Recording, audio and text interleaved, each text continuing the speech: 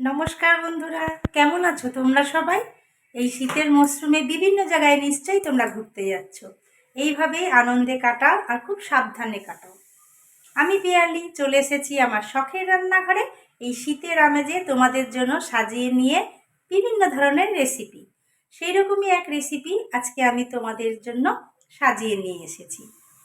শীতের মরশুমের পেঁয়াজকলি ভীষণই ভালো লাগে, সে ভাজা বলো, মাছে বলো, যে কোনো প্রিপারেশনে ভীষণ যায় পেঁয়াজকলিটা।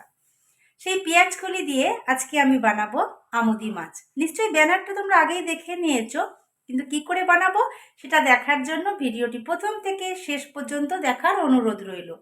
ভালো লাগলে প্রতিবারের মতো এবারেও লাইক কমেন্ট করতে ভুলো না। পুরনো বন্ধুদেরকে স্বাগত তো সবসময় জানাই, তার সাথে জানাই অনেক ধন্যবাদ এইভাবে আমার পাশে থাকার জন্য। আর নতুন বন্ধুদেরকে আমার এই পরিবারে সুস্বাগত। তোমরা যারা এখনও এই চ্যানেলটি সাবস্ক্রাইব করোনি তারা অতি সত্ত্বর চ্যানেলটি সাবস্ক্রাইব করে নিয়ে আমাদের পরিবারের সাথে যুক্ত থাকো। পাশে রাখা বেল আইকনটি ক্লিক করতে ভুলো না, তাহলে এই ধরনের রেসিপির আপডেট সবার প্রথম পৌঁছে যাবে তোমাদের কাছে। তাহলে চলো কথা না বাড়িয়ে আজকে আমি কিভাবে এই আমুদি মাছটা রান্না করছি তোমরা দেখে নাও তার ঝলক। দেখো, এখানে আমি আমুদি মাছ নিয়ে নিয়েছি, ভালো করে কেটে বেছে ধুয়ে নিয়েছি। আমি আমুদি মাছের মাথাগুলোকে আর লেজাগুলোকে কেটেছি খুব ভালো করে। তোমরাও এইভাবেই আমুদি মাছগুলোকে ভালোভাবে কেটে নেবে।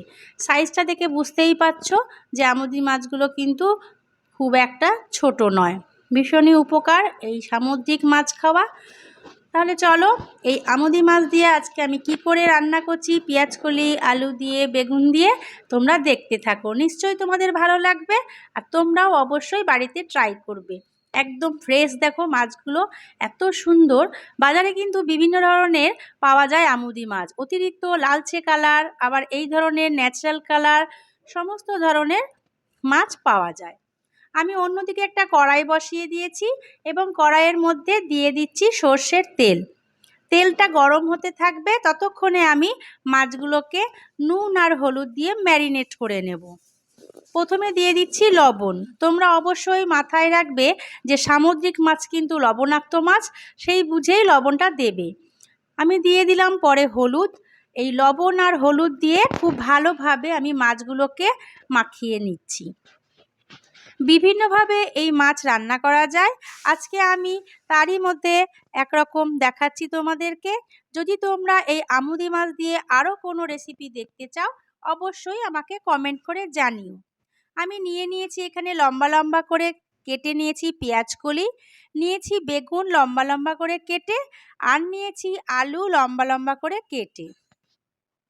এই 3 ধরনের শীতের সবজি দিয়ে আজকে আমি তোমাদেরকে রান্নাটা করে দেখাবো।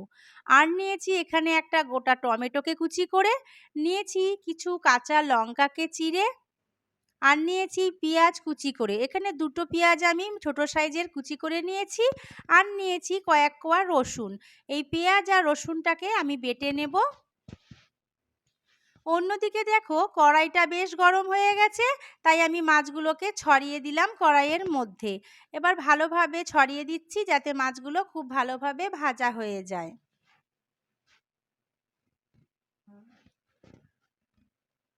সামুদ্রিক মাছ ভীষণ উপকার, প্রচুর ফাইবার থাকে এই মাছে। খুব ভালোভাবে আমি ছড়িয়ে দিলাম দেখো মাছগুলোকে ভাজা হওয়ার জন্য। এক পিঠ ভাজা হয়ে যাওয়ার পর আমি অপর পিঠটাকে উল্টে দিচ্ছি দেখো, যাতে সমস্ত পিঠগুলো ভালোভাবে ভাজা হয়ে যায়। খুব বেশি ঝামেলা হয় না এই মাছ ভাজতে, খুব অল্প সময়েই মাছটা ভাজা হয়ে যায়। আমি অপর পিঠ ছড়িয়ে দিলাম, অপর পিঠটা ভাজা হলে আমি তুলে নেব মাছগুলোকে।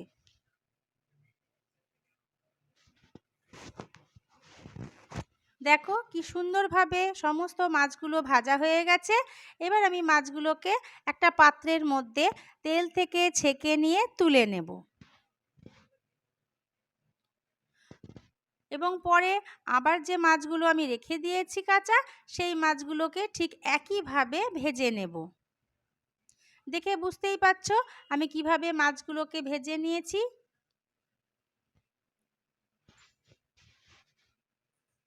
এবার আমি ওই কড়াইয়ের মধ্যে বাকি যে মাছগুলো আছে সেগুলোকে দিয়ে দিলাম এবং ভালো করে আগের মতোই ছড়িয়ে দিলাম, যাতে খুব ভালোভাবে মাছগুলো ভাজা হয়ে যায়।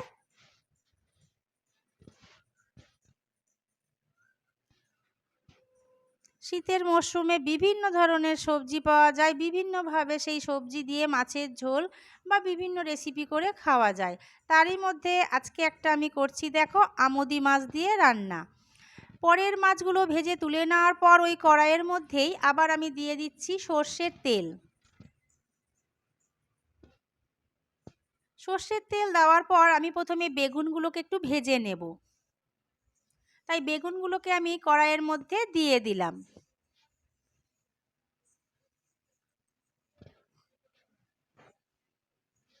বেগুনগুলো এপিট ওপিট করে খুব ভালোভাবে আমি ভেজে নেব, ভেজে নিয়ে তুলে নেব।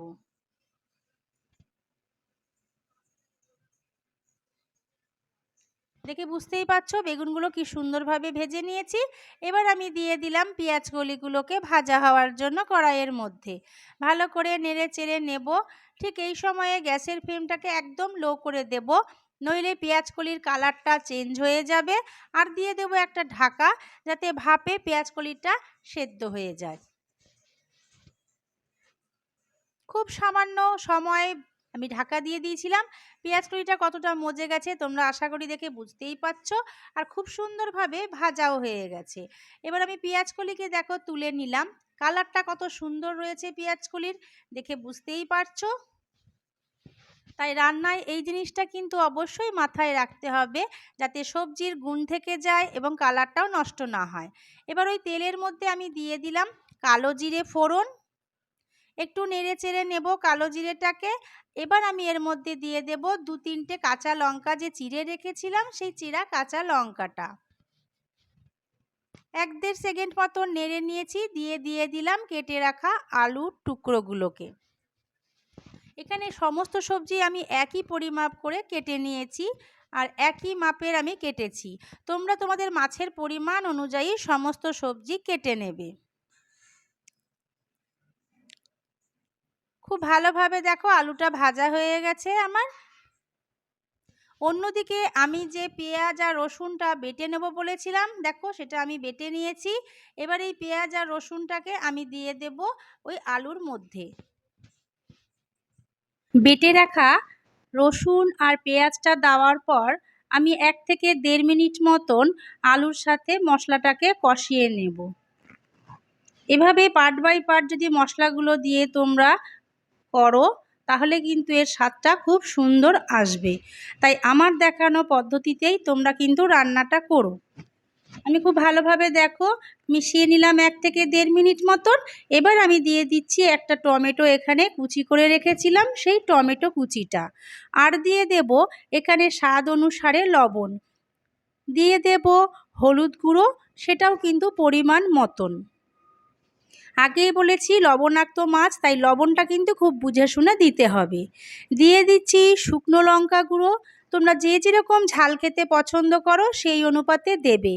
দিয়ে দিলাম জিরে গুঁড়ো। আমি মাছের পরিমাণ অনুযায়ী সমস্ত মশলা মেপে নিয়েছি বা পরিমাপ করে নিয়েছি। তোমরাও কিন্তু ঠিক সেই পরিমাপ করে নেবে মাছের পরিমাণ অনুযায়ী। সামান্য একটু জল দিয়ে আমি খুব ভালোভাবে এটাকে কষিয়ে নেব। ভীষণই সুস্বাদু এই মাছ যদি তোমরা এইভাবে রান্না করো, মাছও ভাঙবে না, অথচ খেতেও কিন্তু ভীষণ ভালো লাগবে। এবার আমি এর মধ্যে দিয়ে দেব ভেজে রেখেছিলাম যে সবজিগুলো আর মাছগুলো, সেইগুলোকে।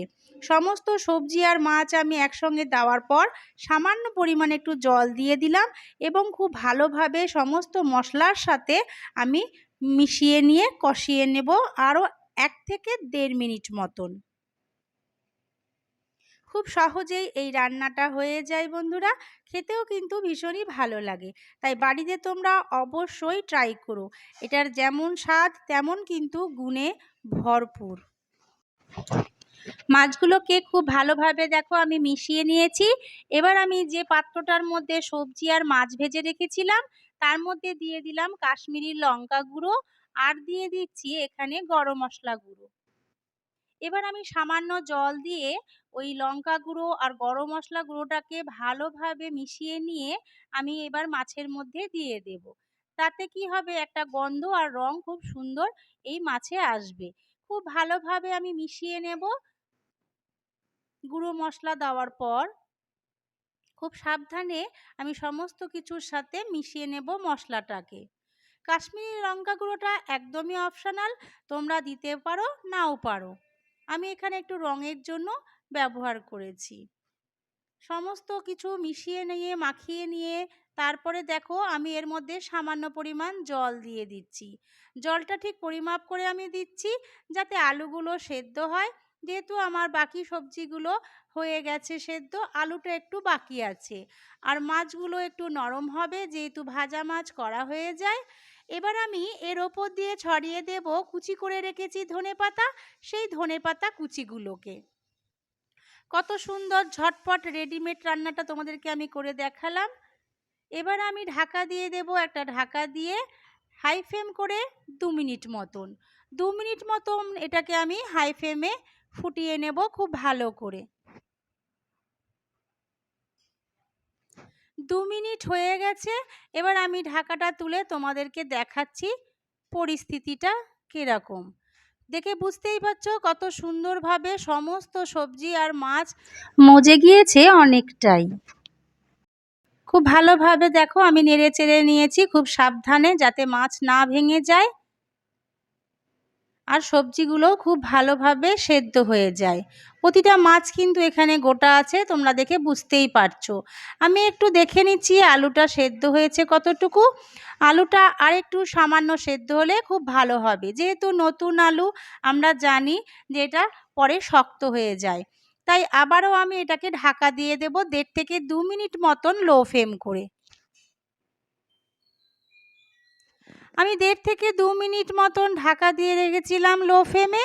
এবার ঢাকনাটা তুলে নিয়ে তোমাদেরকে দেখাচ্ছি। দেখো রান্নাটা আমার একদম শেষের দিকে, দেখে বুঝতেই পারছো যে রান্নাটা হয়ে গেছে। এবার আমি এটাকে একটা পাত্রের মধ্যে ঢেলে নিয়ে তারপরে আসছি। কত সুন্দর একটা কালারফুল রেসিপি, তোমরা আশা করি দেখে বুঝতেই পারছো। তাই দেরি না করে অতি সত্বর বাড়িতে তোমরা ট্রাই করো। খুবই অল্প সময় এবং অল্প খরচে রান্নাটা হয়ে যায় বাড়ির উপকরণ দিয়েই। কত সুন্দরভাবে মাছগুলো দেখো গোটা গোটা আছে, একটা মাছও কিন্তু এখানে ভেঙে যায়নি। তাহলে বন্ধুরা কেমন লাগলো তোমাদের এই ভিডিওটা অবশ্যই আমাকে কমেন্ট করে জানিও। দেখা হচ্ছে পরের ভিডিওতে এইরকমই কোনো রেসিপি নিয়ে। ততক্ষণের জন্য সুস্থ থেকো, ভালো থেকো আর এইভাবেই আমার পাশে থেকো। তাহলে আজকের মতন টাটা বন্ধুরা।